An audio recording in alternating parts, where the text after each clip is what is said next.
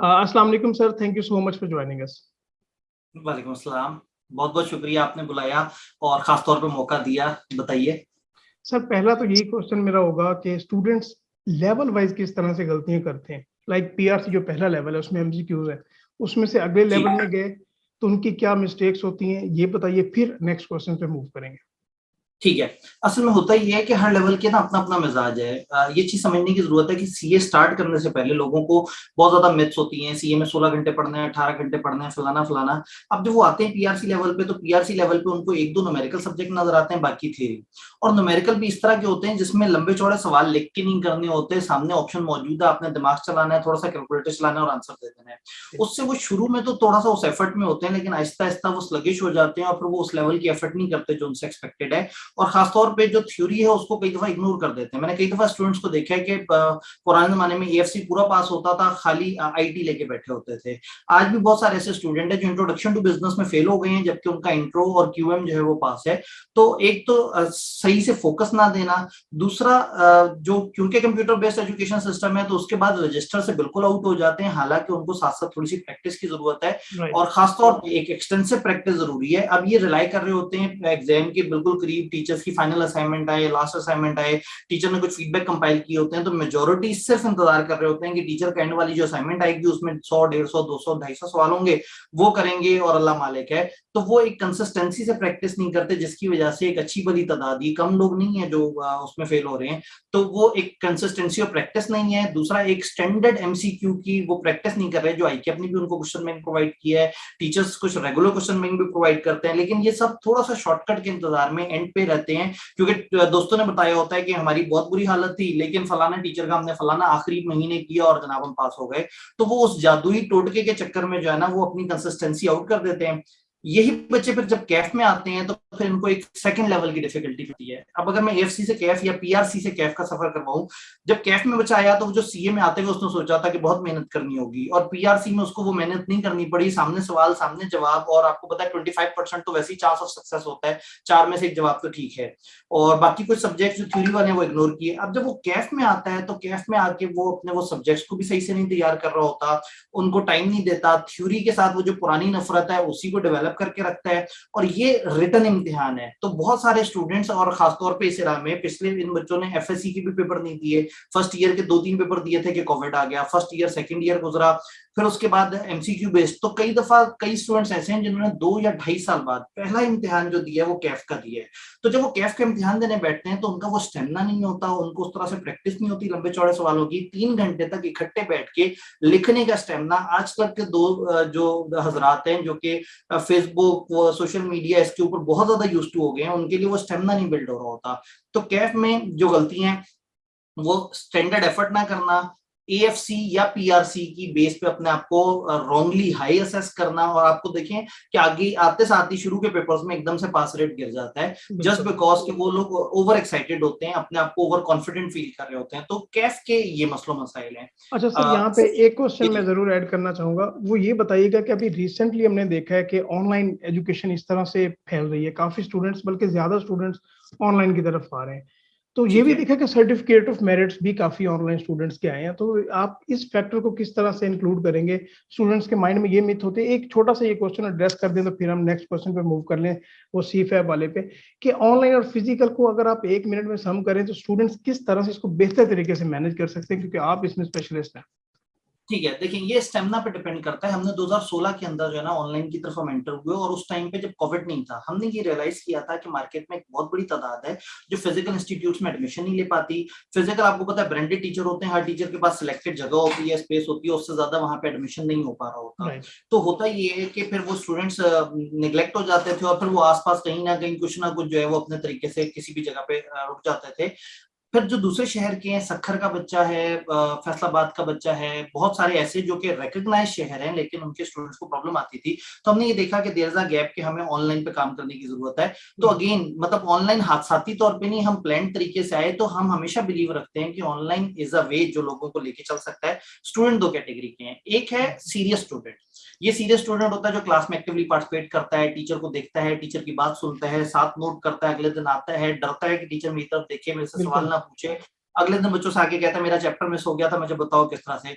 और ये स्टूडेंट है 15 से 20%। 80% स्टूडेंट वो है जिसे लगता है कि वो सीरियस है, लेकिन एक्चुअल में वो पूरा सेशन क्लास में मुश्किल से एक सवाल पूछता है। वो पूरा सेशन जो है वो किसी दिन एब्सेंट हो तो उसको ज्यादा फर्क नहीं पड़ता, वो दोस्त का रजिस्टर लेके कॉपी कर लेता है और कई दफा इतना भी बॉदर नहीं करता।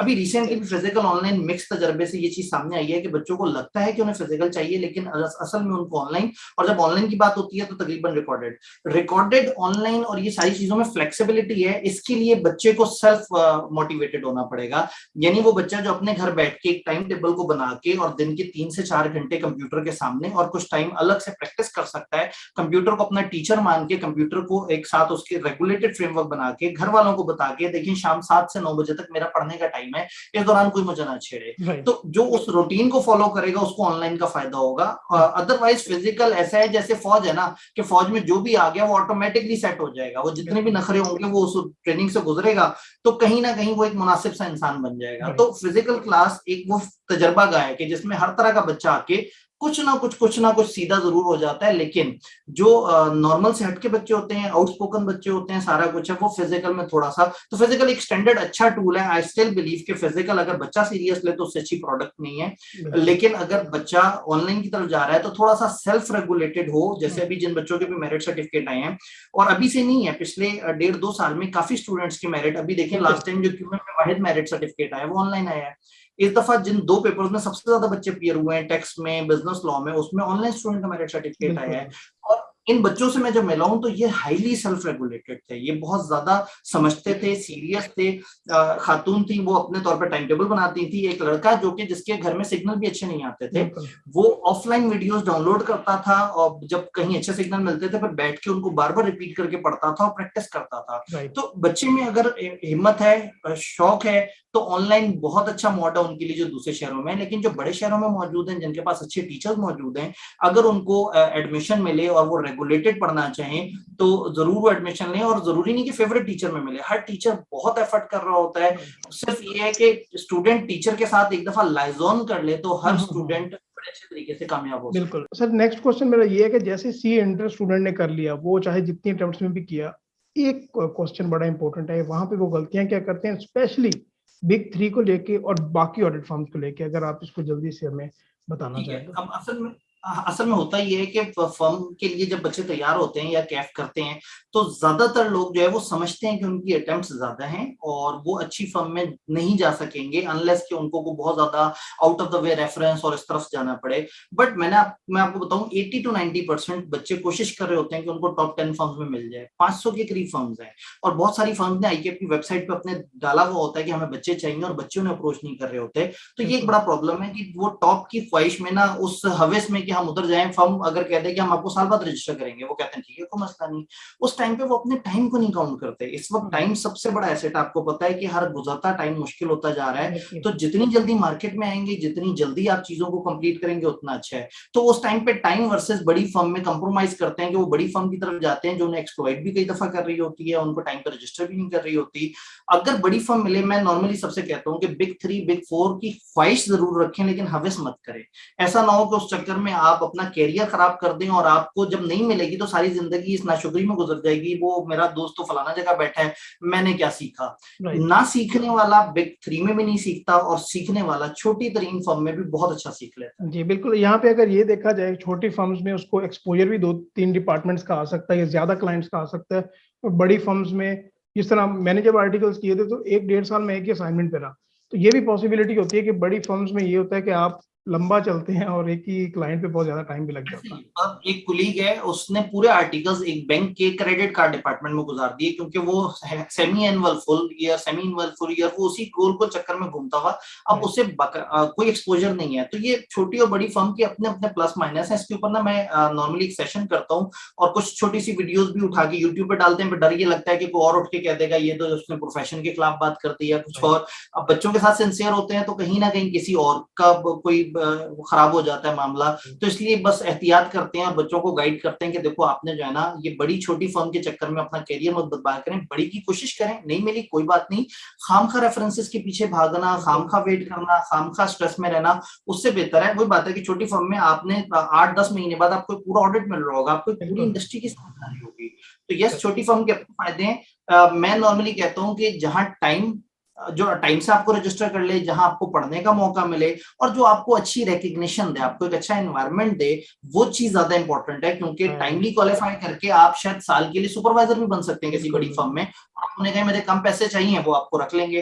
तो हर चीज पॉसिबल है, टाइम बचा लिया तो सबसे बड़ी गेम है। चलें sir, thank you so much. ये बहुत आपने कॉम्प्रिहेंसिव तरीके से गाइड कर दिया कि स्टूडेंट्स थोड़ी थोड़ी जो गलतियां होती हैं इनको वो ये जरूर देखें और इनके ऊपर अमल करें कि वो फर्म्स के हिसाब से भी देख लें और अपने लेवल के मुताबिक अपनी स्टडी को जरूर एडजस्ट करें। चलें सर, बहुत शुक्रिया आपका टाइम देने का, थैंक यू सो मच। और ये बड़ा आपका शुक्रिया कि आपने हमें टाइम दिया और कीमती अपनी जो मशवरे थे उनसे हमें गाइड किया। चलें, बहुत बहुत शुक्रिया, अच्छा लगा आपसे बात करके। बहुत शुक्रिया आपका।